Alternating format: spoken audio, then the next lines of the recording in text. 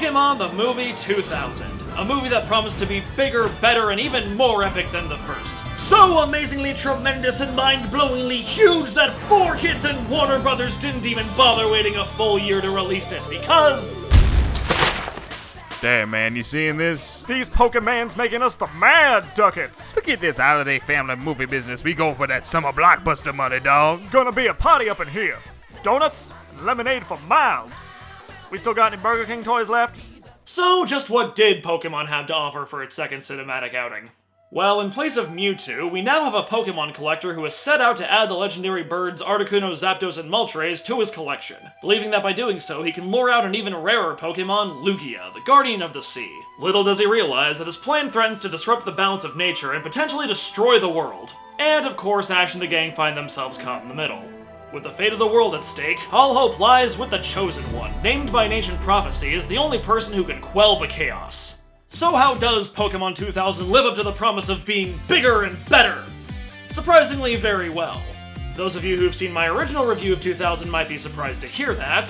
No, there's no way they do something that stupid.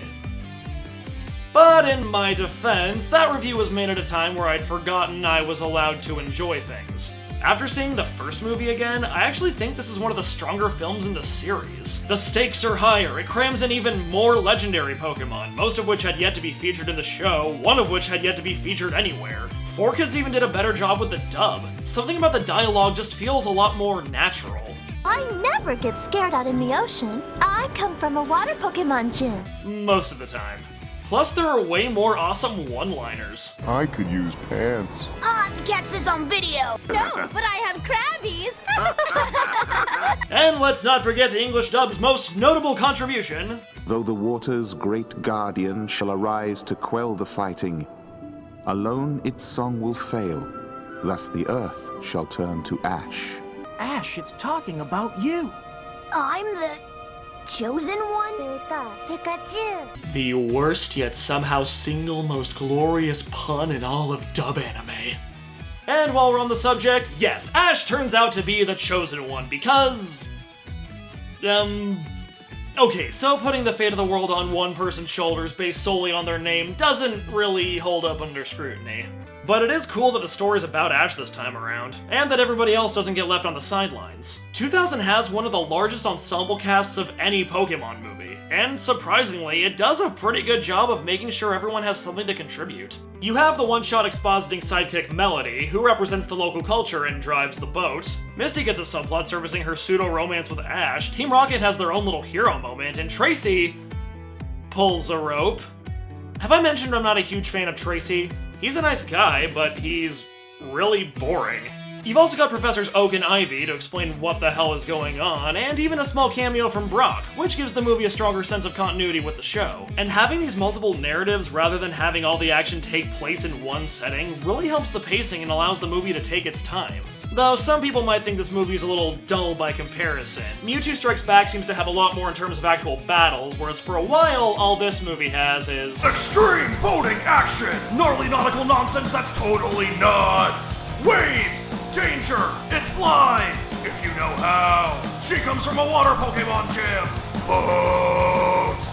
And I can't pretend that everything about this movie is perfect. For starters, the villain is a pretty significant downgrade. He has an interesting gimmick, but he's just so two-dimensional. What makes Mewtwo such a memorable villain isn't just that he's scary, he's also sympathetic. You see how he's the product of his past and why he feels justified in trying to wipe out humanity. But this villain is just greedy, and that's it. And they don't even say his name in the movie. You have to look in the credits to find out that he's called Lawrence the Third. Mother of God. This guy is the same name as his dad and his grandpa! We're doomed. Though the English translation does give him a little bit more dimension. Originally, the prophecy states that disturbing the balance of nature will destroy the world. And that's it. But the dub version has more ambiguous language, which Lawrence misinterprets, thinking that he actually is the Chosen One and it's his destiny to capture a bunch of OP legendaries, which is what ends up setting the actual prophecy in motion. The fact that it then becomes a self-fulfilling prophecy is a whole other problem on its own, but it also creates an interesting contrast between Ash, who rises to the occasion, and Lawrence, who sort of thrusts himself upon it. The prophecy also gives 2000 a very confused message, that being how one person can make all the difference. So long as that one person was chosen by fate to solve a crisis caused by some other guy who thought he was chosen by fate, not realizing that fate only chooses people whose names allow for clever wordplay. In the grand scheme of things, Ash's role as the Chosen One feels arbitrary, because it doesn't have anything to do with his character, except for the fact that he's the main character. You've got Oak and Misty playing roles that actually derive from their backgrounds and personalities, while all Ash really has to do is put a thing in a place. Oh, but only he can do that because the ancient sphere read his birth certificate. They may say Ash is the only one who can make all the difference, but Melody and Lugia feel a lot more essential to the operation. I don't see Ash simulating an epic orchestra with a single conch flute thing.